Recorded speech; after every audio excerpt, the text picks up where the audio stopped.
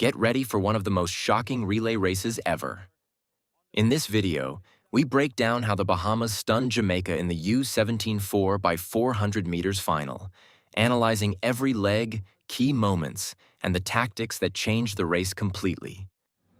But I suspect this one could be even closer than what we saw on the girls' side. The Bahamians, I think though, will start favorites.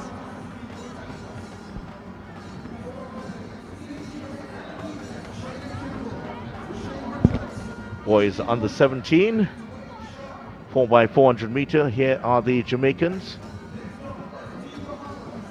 5 straight wins since 2018. So they would start as the favorites. Jamaica, Jaden Campbell, Rashane Richards, Ishani Porter, and Dwayne Sharp. Barbados in lane number 6, Zachary Wall, Aidan Moore, Jacoby Brown-Smith, and Jackie Brewster. And the home team, Trinidad and Tobago. Cordell Lewis opening up, Christopher Sammy in the second leg, Corday Lewis and Brian Scott in doing the anchor leg. The Lewis twins will celebrate their 16th birthday tomorrow, and how they'd love to finish it off with one. Bermuda in lane number 8. The teams making their way around for the under 17 boys 4x400 final. As I suspected, Christopher Sammy would come in on the Trinidad and Tobago team. Well, I asked the question because just watching him in the 1500 and the 3000, I thought he could be an asset to that team, and the coaches clearly think so as well. Yeah, they certainly do agree with you. And Brian Scott, one of the stars of the Trinidad and Tobago team at these CARIFTA Games, he's also out there. And the Lewis boys, how they'd love to sign off with a good birthday present for tomorrow. Very much the case. The Jamaican team, just as they were in qualifying, Jaden Campbell, Rashane Richards, Ishani Porter, and Dwayne Sharp,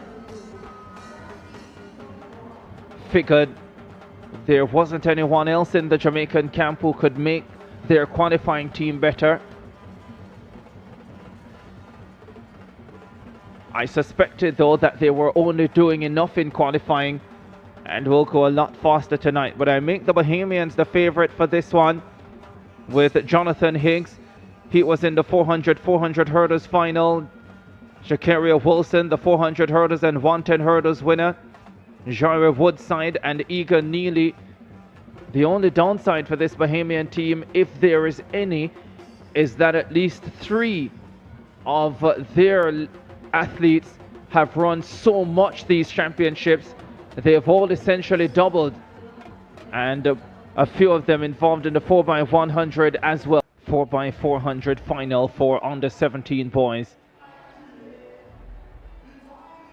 3:14.52 the record set by Jamaica. St. Kitts and Nevis, Guyana, Grenada, Jamaica, Bahamas, Barbados, Trinidad and Tobago, and Bermuda. Final under 17 race on the boys' side. Daquan Farrell will run the opening leg like he did in qualifying for the Guyana team.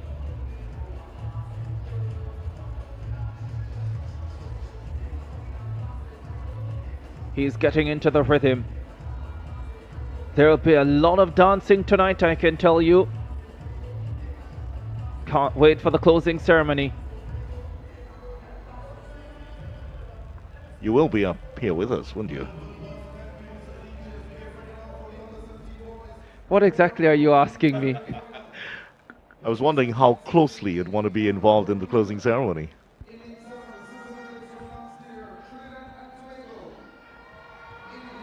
Believe me, I am as good at dancing as you are at stretching. That doesn't give me much hope. Hope springs eternal for these teams in the 4x400 final for under 17 boys. St. Kitts and Nevis, Guyana, Grenada, Jamaica, Bahamas, Barbados, Trinidad and Tobago, and Bermuda. 3:14.52 the record set in 2012 by Jamaica. That team, Ivan Henry, Akeem Williams, Michael O'Hara, and Devon Baker.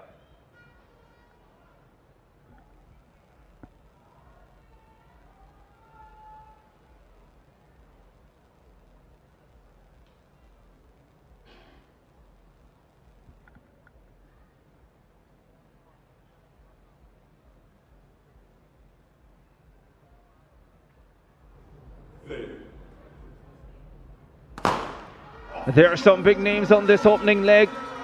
Jonathan Hicks of the Bahamas was in the 400 and 400 hurdles final. Jaden Campbell of Jamaica won silver in the 400 hurdles.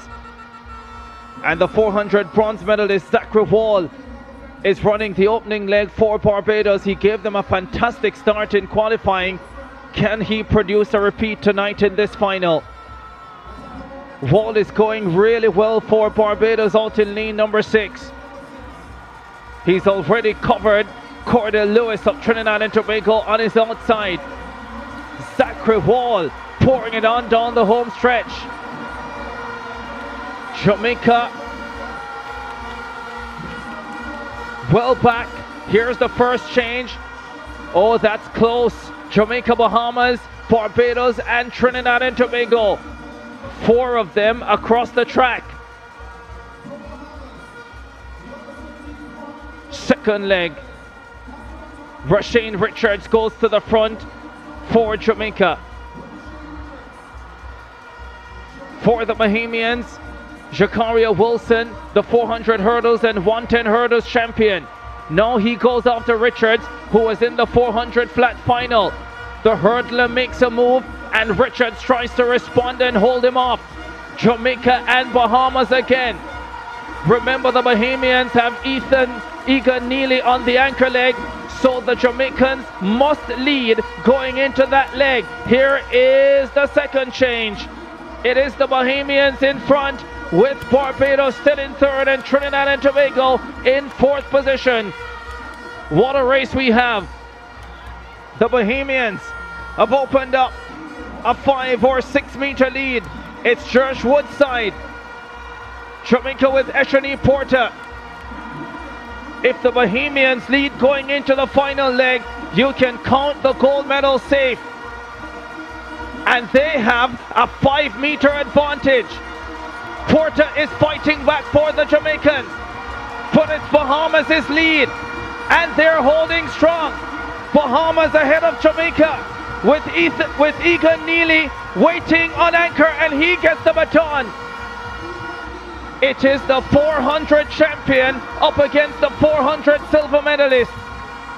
Neely of the Bahamas, Dwayne Sharp of Jamaica. Sharp presses the champion. Flies by him down the back straight away. How does Neely respond to this? Barbados still in bronze medal position. Trinidad and Tobago in fourth. They are 10-15 meters back. 120 meters to go. Dwayne Sharp leads for Jamaica, but Egan Neely is coming again for the Bahamas.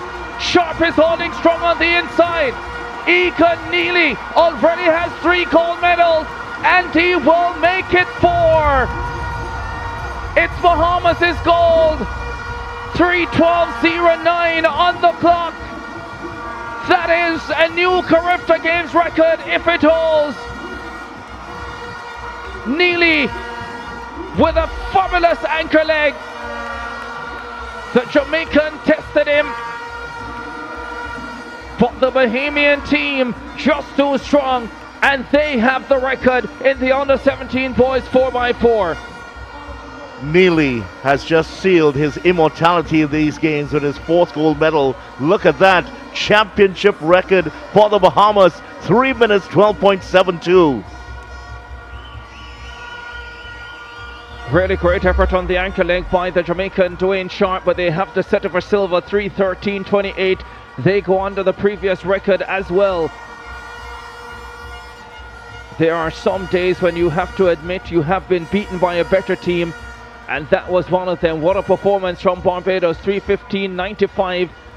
Zachary Wall was the 400 bronze medalist. I wondered about it in qualifying, putting him on the first leg, but it certainly put them in a fabulous position early. And although Trinidad and Tobago chased all the way, they could not get back to the Barbadians. Jamaica in second, Barbados third, the champions, Bahamas.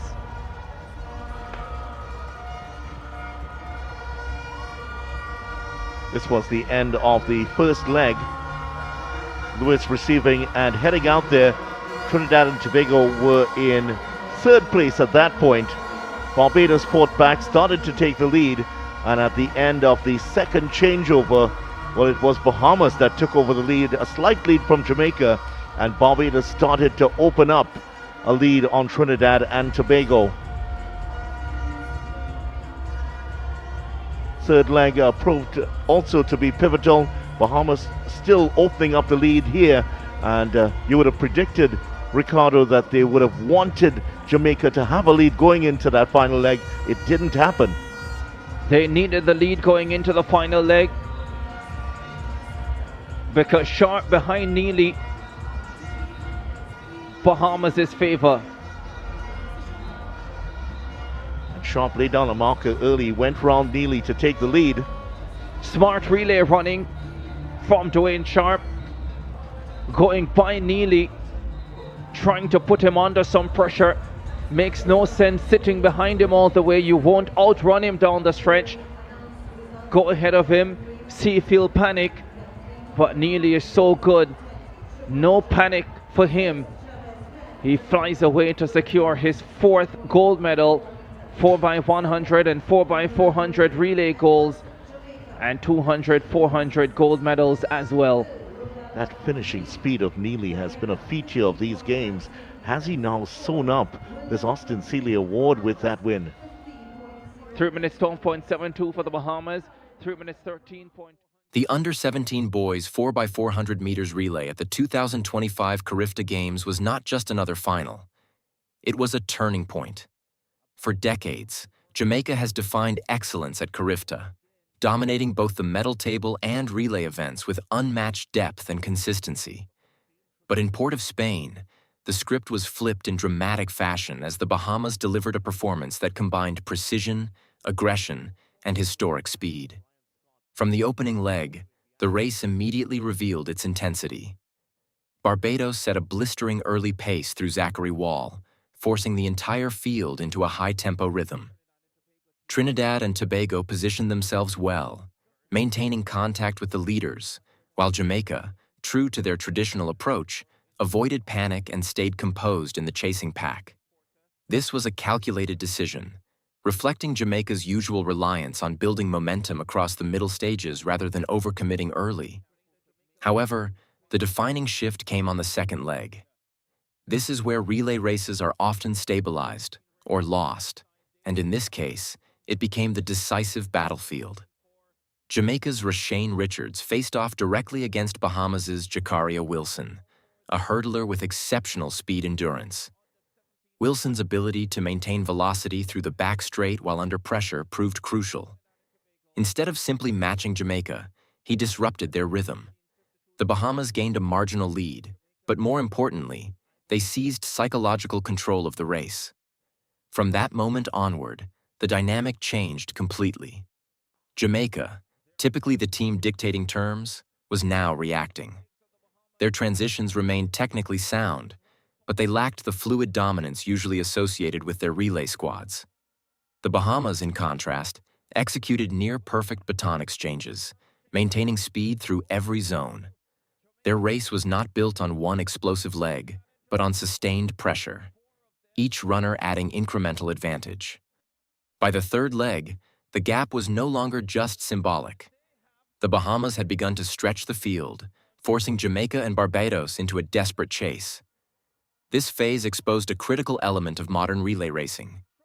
It is no longer enough to rely on legacy or depth alone. The Bahamas demonstrated superior race distribution, ensuring that no single leg carried excessive burden while maintaining overall velocity.